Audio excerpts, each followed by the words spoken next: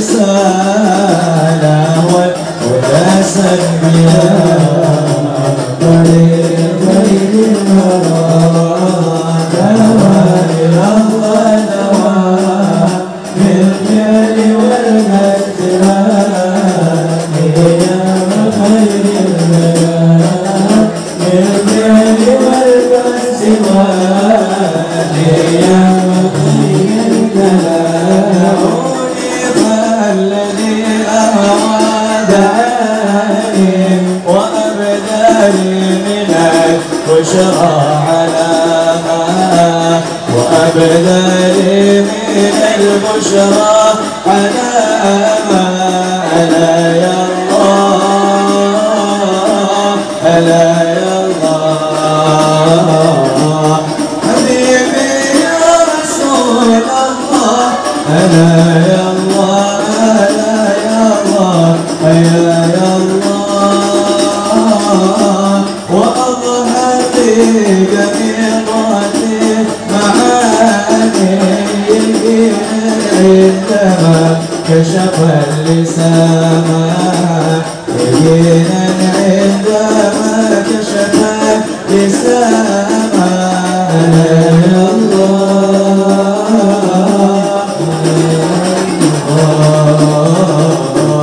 حبيبي يا رسول الله من أوصافه تهدي القلوب تهيج الأشجانا والله قد أثنى عليه فما يسوي الكون إلا أو يكون فنانا لكنه قد لسرائر البدع لمن يوصف pasang lagi ya. Woi, aduh,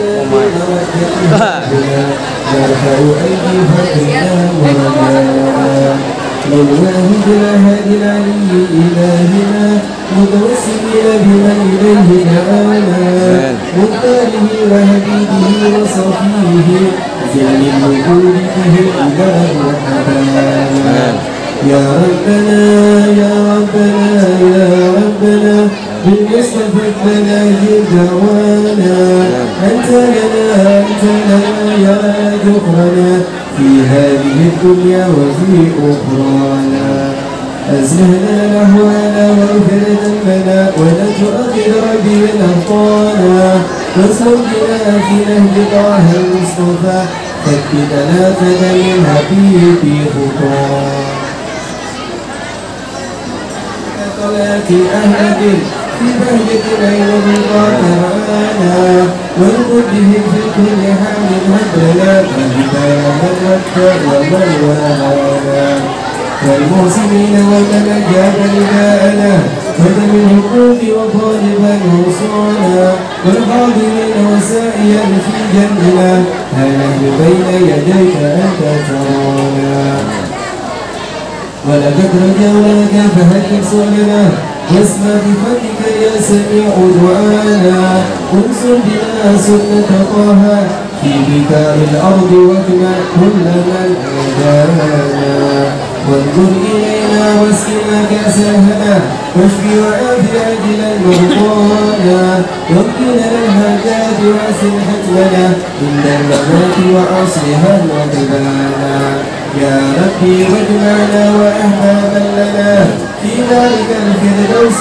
يا رجوانا يا ربي واجمعنا وأحبابا لنا في ذلك الفردوس يا رجوانا يا ربي واجمعنا وأحبابا لنا في ذلك الفردوس يا رجوانا بالمصطفى صلى عليه وآله ما هل فيه الصفاء رسولا سبحان ربك رب العزة عما يصفون وسلام على المرسلين والحمد لله رب العالمين إن الله وملائكته يصلون على النبي يا أيها الذين آمنوا صلوا عليه وسلموا تسليما الصلاة والسلام عليك يا سيد المرسلين الصلاة والسلام عليك يا خاتم النبيين الصلاة والسلام عليك يا من أرسلك الله رحمة للعالمين ورضي الله تعالى عن أصحاب رسول الله أجمعين آمين. بسم الله الرحمن الرحيم الحمد لله رب العالمين وبه نستعين على أمور الدنيا والدين أشهد أن لا إله إلا الله وحده لا شريك له وأشهد أن سيدنا محمدا عبده ورسوله اللهم صل وسلم على سيدنا وحبيبنا وشفيعنا ومولانا محمد وعلى آله وأصحابه أجمعين أما بعد. Yang sama-sama kita muliakan dan kita cintai para habaib, para alim ulama, para guru-guru agama, wabil khusus tetamu kita yang mulia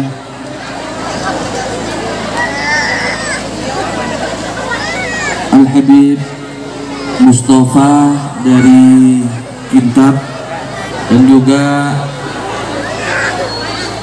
guru kita yang mulia Kiai Haji Ahmad Suhaimi Seman, dan juga yang sama-sama kita muliakan dan kita cintai Habib Ahmad Bahasib, serta para guru-guru agama dan juga tokoh agama, tokoh masyarakat yang mudah-mudahan mereka semuanya senantiasa berada dalam naungan Allah, disehatkan badan dalam panjang umur, segala urusannya dimudahkan oleh Allah dan hajat-hajatnya dikabulkan, dan kita seberataan amin ya rabbal alamin.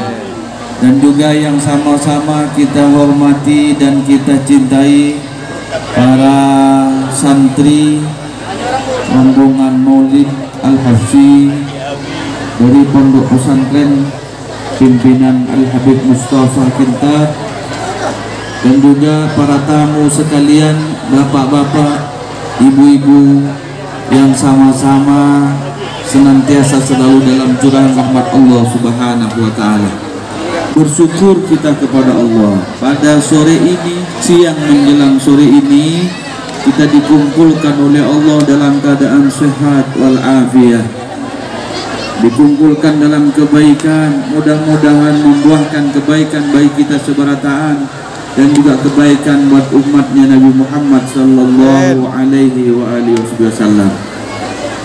Kita dikumpulkan bersama tiada lain dan bukan karena kecintaan kita kepada Nabi Muhammad sallallahu alaihi wasallam. Salawat serta salam senantiasa tercurah keribaan junjungan kita Nabi besar Muhammad sallallahu alaihi wasallam.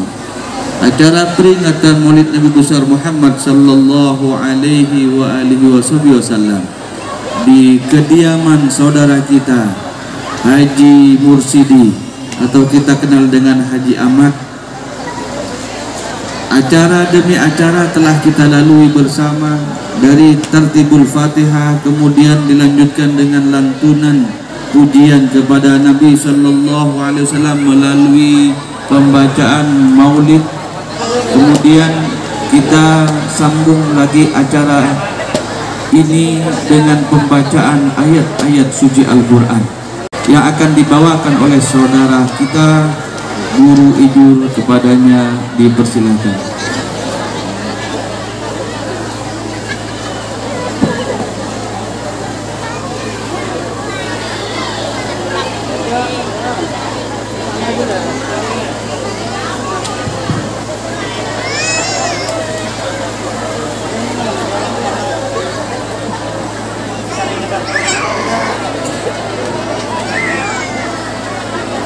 Assalamualaikum warahmatullahi wabarakatuh.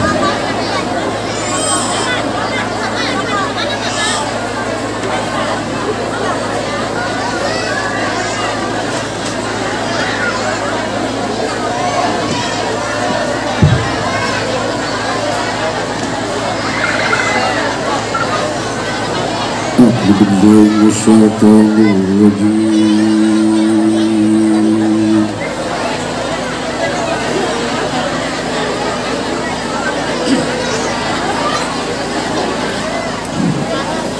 بسم الله الرحمن الرحيم.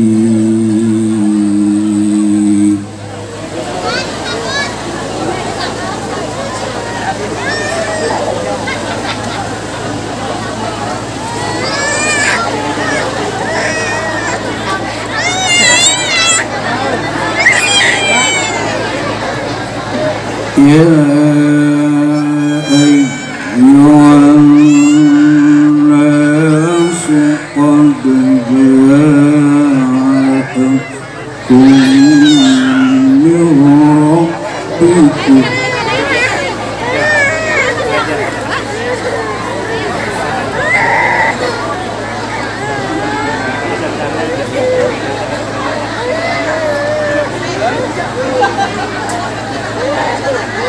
قد جاءتكم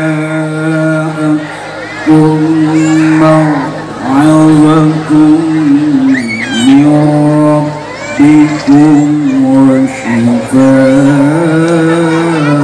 لما في الصدور.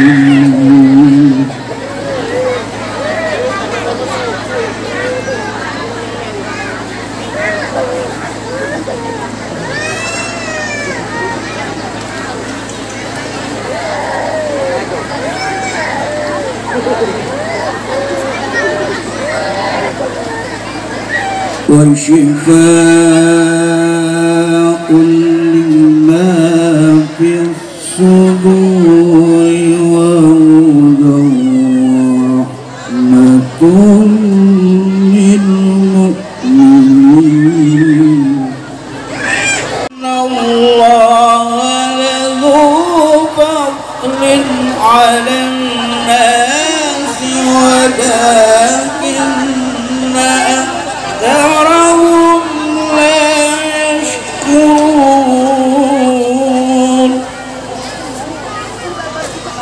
بسم الله الرحمن الرحيم.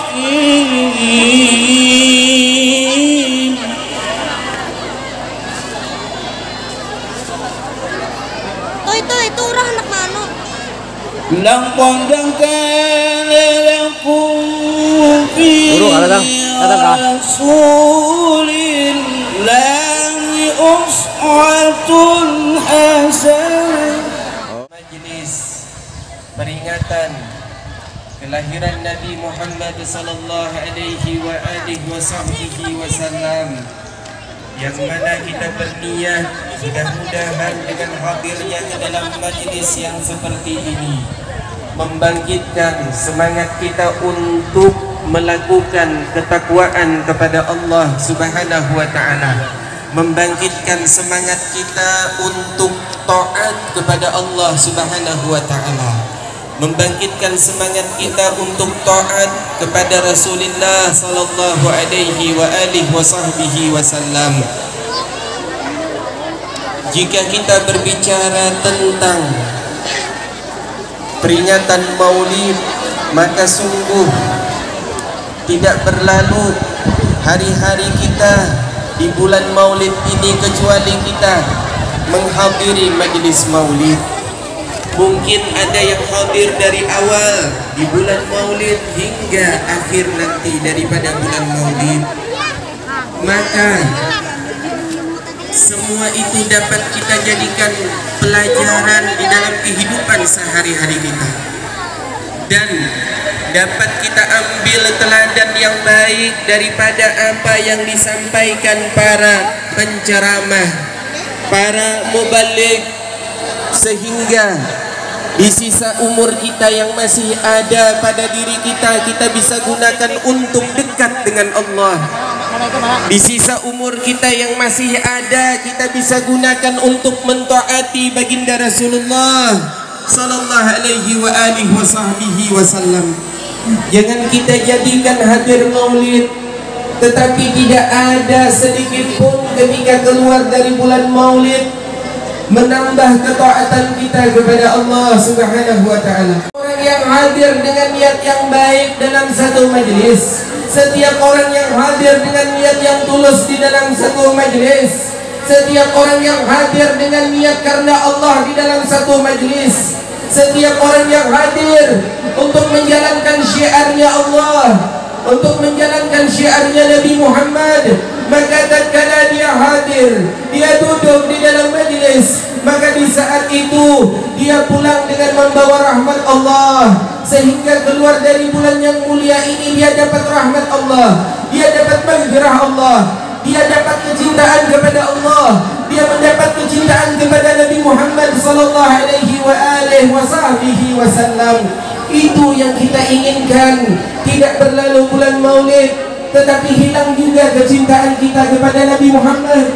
Berlalu bulan Maulid, hilang kerinduan kita kepada kekasih Allah Subhanahu wa taala. Tetapi kita berharap di penghujung daripada bulan Maulid ini Allah kuatkan keimanan kita, Allah kuatkan ketakwaan kita, Allah kuatkan ketaatan kita. Amin ya rabbal alamin. Disebutkan di dalam sebuah ayat, innahu man ya'ti rabbahu mujriman fa inna lahu jahannam la yamutu fiha wa la yahya.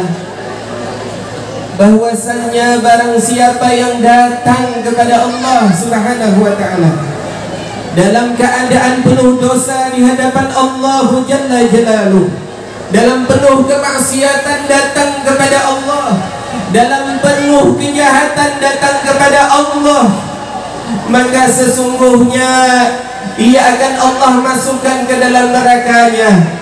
Tidak hidup dan tidak merasakan mati karena saking dahsyatnya siksa di dalam nerakanya Allah Subhanahu wa taala. Siksa yang begitu menyakitkan, siksa yang begitu menghinakan bagi orang-orang yang lalai kepada Allah, bagi orang-orang yang tidak mentaati Allah, bagi orang-orang yang tidak mentaati Nabi Muhammad sallallahu alaihi wasallam. Telah dijelaskan di dalam satu ayat, tilka hududullah wa man yuti'illaha wa rasulahu yudkhilhu jannatin tajri min tahtiha al-anhar khalidina fiha wa dhalikal fawzul azim wa man ya'sillaha wa rasulahu wa yata'adda hududahu yudkhilhu naran khalidan fiha wa lahu 'adzabun muhin. Yang demikian itu adalah batasan daripada hukum-hukum Allah, syariat-syariat Allah. Barang siapa yang taat kepada Allah Jalla Jalaluh, barang siapa yang taat kepada Nabi Muhammad sallallahu alaihi wasallam, yudkhilhu jannatin, ia masuk ke dalam syurganya Allah, ia masuk ke dalam cintanya Allah, ia masuk ke dalam nikmatnya Allah, ia masuk ke dalam rahmat kasih sayang Allah Jalla Jalaluh. Nikmat yang agung.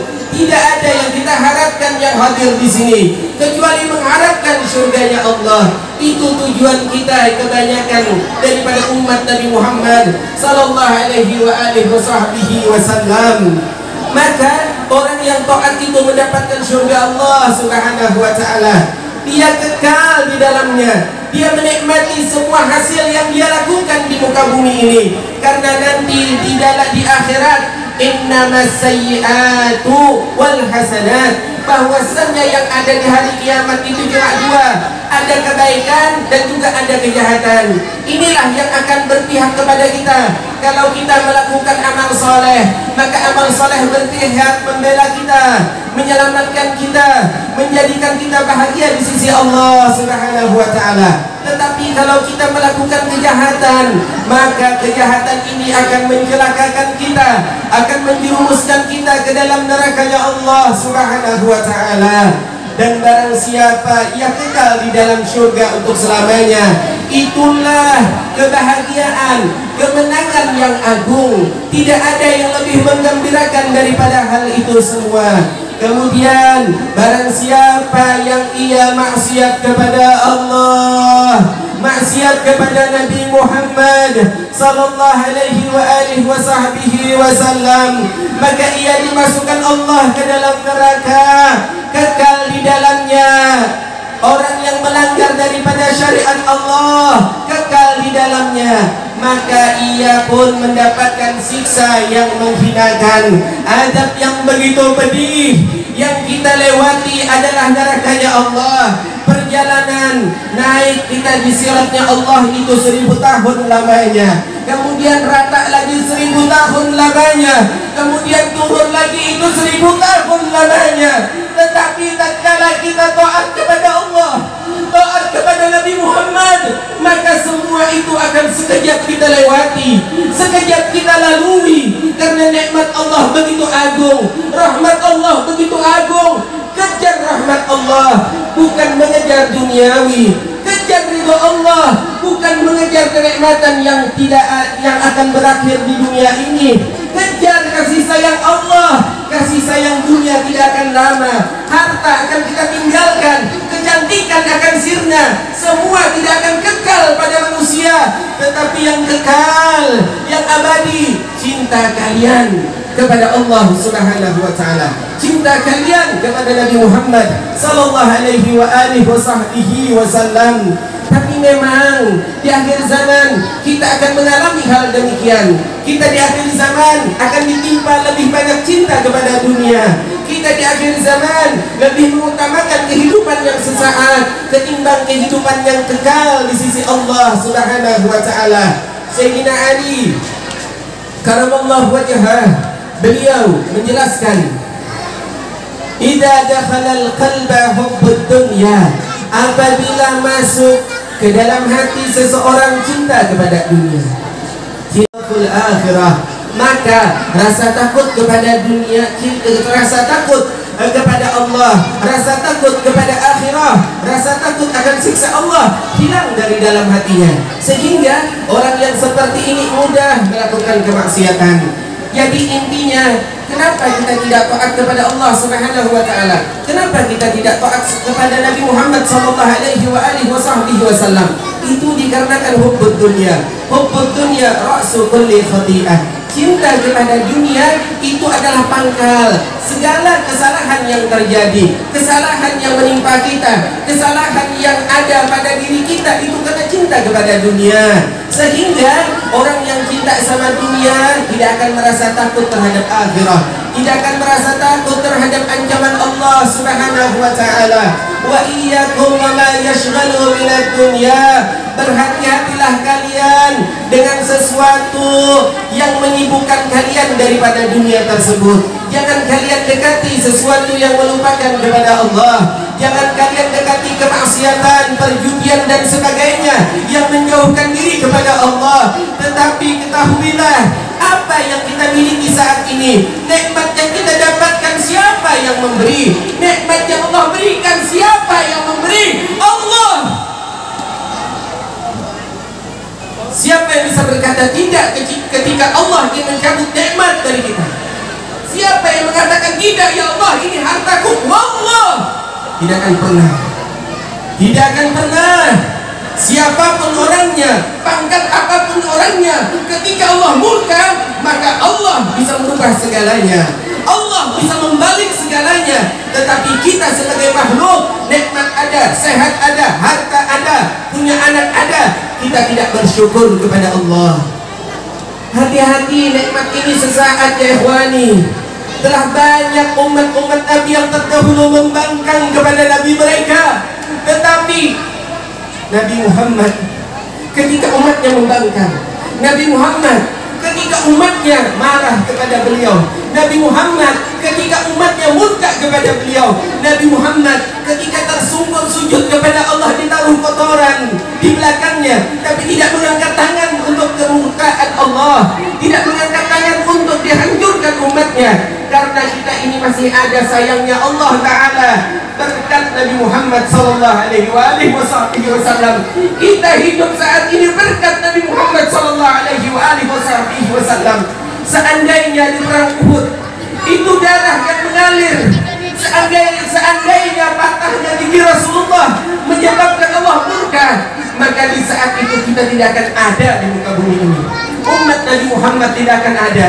Tetapi rahmatnya Sayyidina Muhammad diikuti dengan rahmatnya Allah.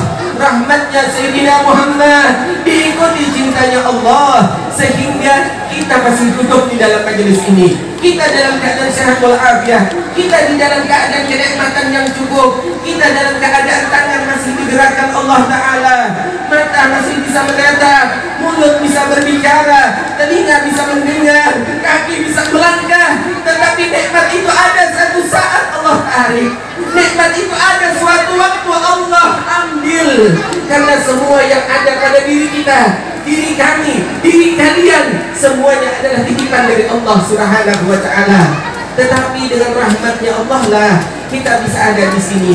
Kapan rahmat Allah Ta'ala itu melimpah kepada umatnya? Ketika Nabi Muhammad dilahirkan Allah Subhanahu wa Ta'ala, ketika Nabi Muhammad dizahirkan Allah Subhanahu wa Ta'ala, maka rahmat itu pun dibawa oleh Rasulullah sallallahu alaihi wasallam.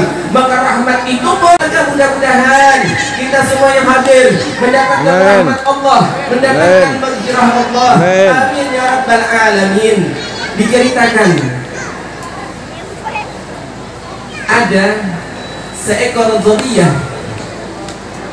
Zobiyah ini adalah kijang betina. Kijang betina ini ditangkap oleh seorang pemburu. Padahal ini zobiyah memiliki beberapa ekor anak. Ketika si pemburu berpapasan dengan Nabi Muhammad sallallahu alaihi wasallam, maka di saat itu si zobiyah, si kijang betina berbicara kepada Nabi Muhammad sallallahu alaihi wasallam. Bahkan ia mengucapkan salam kepada Rasulullah. Ini kijang. Kijang bukan berarti dia memiliki akal, tidak. Tetapi tatkala berpapasan dengan Nabi Muhammad, tatkala bertemu dengan Nabi Muhammad, maka ia berbicara dan mengucapkan salam kepada Rasulullah sallallahu alaihi wasallam. Kekuasaan Allah begitu agung untuk membuktikan daripada mukjizat Nabi, daripada rahmatnya Rasulullah sallallahu alaihi wasallam. Si zobiyah berkata, kijang betina ini berkata, "Ya Rasulullah, sungguh aku telah ditangkap oleh si pemburu ini. Dan saat ini, di sore hari ini, aku ingin menyusui anak-anakku. Aku memiliki beberapa orang anak, wahai Rasulullah. Dan aku ingin engkau berkata kepada si pemburu supaya aku dibebaskan.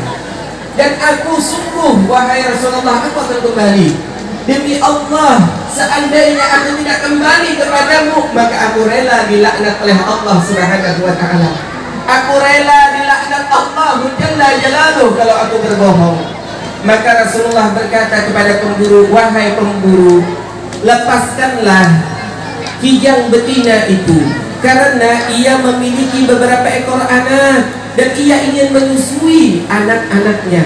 Aku yang menjadi penjamin, aku yang menjadi tanggungan, aku yang menanggungnya kalau dia tidak kembali." Maka dilepaskanlah itu kijang.